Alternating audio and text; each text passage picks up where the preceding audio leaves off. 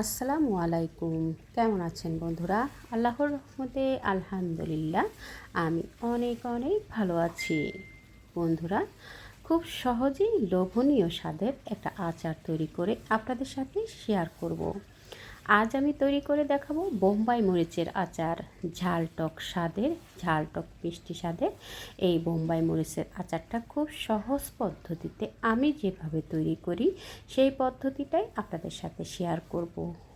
বন্ধুরা, বোম্বাই মরিচের আচার কম বেশি সকলেই তৈরি করে থাকেন। আমি যেভাবে আচারটা তৈরি করি এবং সারা বছর সংরক্ষণ করি সেই পদ্ধতিটাই আপনাদের সাথে শেয়ার করব। আশা করছি সঙ্গেই থাকবেন। পুরো রেসিপিটা দেখে সুন্দর সুন্দর কমেন্টস করে সাপোর্ট করবেন।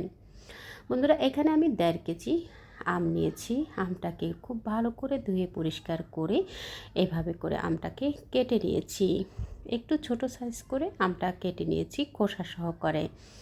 বন্ধুরা, আমটাকে ভালোভাবে ধোয়ার পরে আমটাকে পানিটা ঝরিয়ে নিয়ে এরপর আমি খোসা সহ এভাবে করে টুকরো টুকরো করে কেটে নিয়েছি। হলুদের গুঁড়া 1 টেবিল চামচ এবং এখানে দিয়ে দেব আমি সরিষা বাটা। সরিষাটাকে আমি আগের থেকে 10 থেকে 15 মিনিট আগে ভিজিয়ে নিয়ে কালো সরিষা এবং হলুদ সরিষা দুইটা একসাথে মিক্স করে নিয়ে আমি শিলপাটাতে বেটে পেস্ট করে নিয়েছি। আমি সাদা ভিনেগার দিয়ে সরিষাটাকে বেটে নিয়েছি। তো বন্ধুরা, সরিষাটা এখানে আমি 2 টেবিল চামচের মতো দিয়ে খুব ভালোভাবে মেখে নিয়ে আমি এখানে কিন্তু লবণ ব্যবহার করব না। রান্নার সময় লবণ দেব, যেহেতু আমি এই আমটাকে রোদে শুকাবো না, যার কারণে আমি একটু ফ্যানের বাতাসে কিছুক্ষণ ছড়িয়ে এভাবে একটা পেপারের উপরে দিয়ে কিছুক্ষণ ছড়িয়ে রেখে দেব। যার কারণে আমি এখানে কিন্তু লবণটা ব্যবহার করিনি, শুধু হলুদের গুঁড়া এবং সরিষা দিয়ে আমটা মেখে আমি ফ্যানের বাতাসে 2-3 ঘন্টা ছড়িয়ে রেখেছিলাম। দেখুন, ছড়িয়ে রাখার পরে কিছুটা পানিটা একেবারে পুরোপুরি শুকিয়ে গেছে। পানিটা শুকিয়ে যাওয়া পর্যন্ত আমটাকে কিছুক্ষণ ছড়িয়ে রাখার পরে আমি এখন আচার তৈরি করে নেব। আচারটা তৈরি করার জন্য আমি সরিষার তেল নিয়েছি 1/2 লিটার। প্যানে 1/2 লিটার সরিষার তেল দিয়ে যখন গরম হয়ে এসেছে, গরম সরিষার তেলে আমি এখানে আমগুলো দিয়ে দেব। বন্ধুরা, আমি এখানে 1.5 কেজি আম নিয়েছি এবং 25 থেকে 30টা বোম্বাই মরিচ নিয়েছি। আপনারা আপনাদের প্রয়োজন অনুযায়ী বাড়িয়ে কমিয়ে নিয়ে নেবেন। আর এই আচারটা যেহেতু আমি সারা বছরের জন্য সংরক্ষণ করব, তাই আমি আমার প্রয়োজন মতো নিয়েছি। আপনারা আপনাদের প্রয়োজন মতো বাড়িয়ে কমিয়ে নিয়ে নেবেন। এই পর্যায়ে আসার পরে কিন্তু আমের ভিতরে আমি স্বাদ মতো লবণ দিয়ে দিলাম।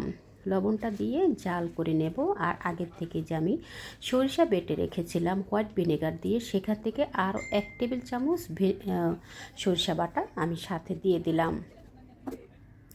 সরিষা বাটাটা দিয়ে আমের সাথে ভালোভাবে কিছুক্ষণ জাল করে নেব।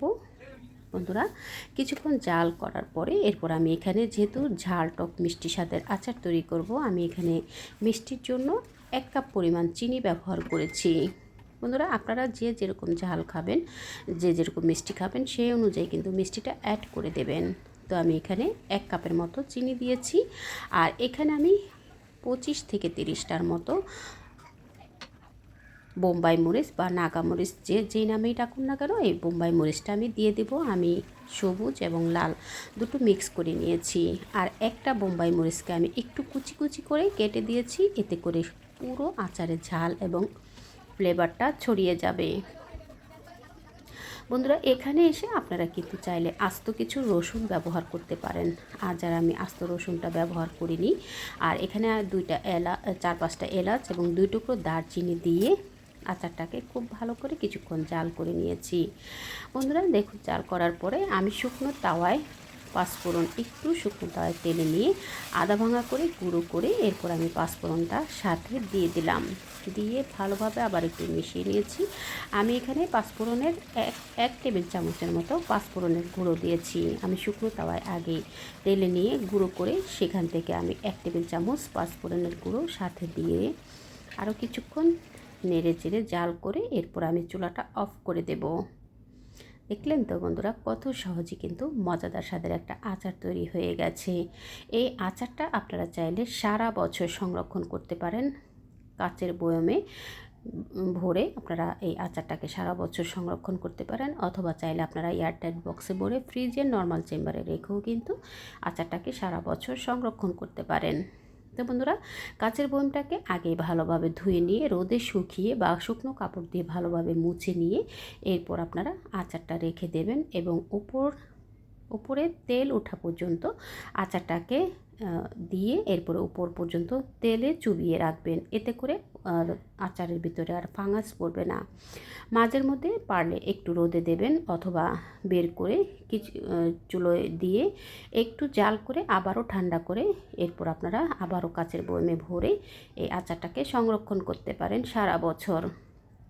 খুব সহজেই আজ এই আচারটা তৈরি করেছি।